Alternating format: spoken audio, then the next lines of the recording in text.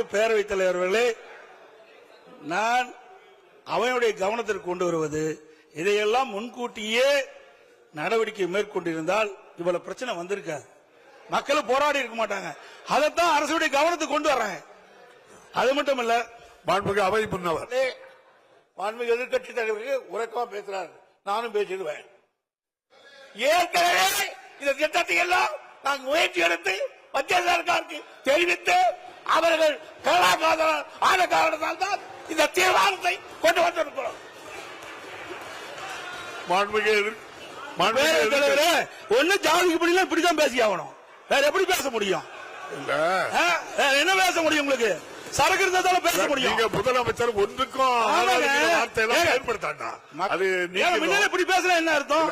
நீங்க சரியான முறையில் ஊழல் என்ன சட்டமன்றம் தானே, ஒரு மூத்த உறுப்பினர் மற்றவருக்கு வழிகாட்டியா இருக்கணும். அதை விட்டுட்டு